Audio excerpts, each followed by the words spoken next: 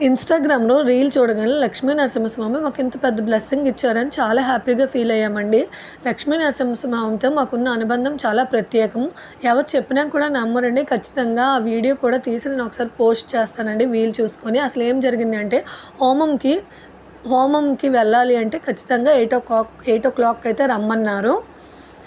మేము ఉంటున్న దగ్గర నుంచి భద్రాచలం వెళ్ళాలంటే 4 అవర్స్ అయితే పడుతుంది. వెళ్ళగలమా లేదా, హోమం చూడగలమా లేదా అని చాలా టెన్షన్ పడ్డాము.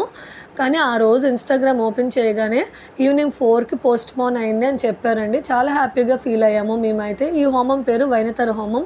ప్రతి అమావాస్య, పౌర్ణమికైతే ఈ హోమం చేస్తారు. ఈ హోమం చేశాక గరుడ ప్రసాదం ఇస్తారు. ఈ గరుడ ప్రసాదం తింటే సంతాన ప్రాప్తి కలుగుతుందని, గర్భదోషాలు ఏమైనా ఉంటే పోతాయని నమ్ముతారు.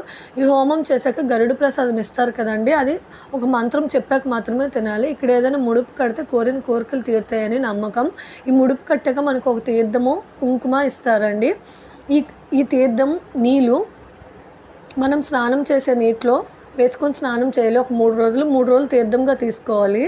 ఈ హోమం అంతా అయిపోయి, ఈ పూజ అంతా అయిపోయాక గురువుగారి దగ్గరికి వెళ్ళి, గురువుగారు బాబు స్వాతి నక్షత్రంలో పుట్టారు, బ్లెస్ చేయండి అంటే ఆయన మెడలో ఉన్న వైజయంతి మాల మా బాబు మెడలో వేశారు.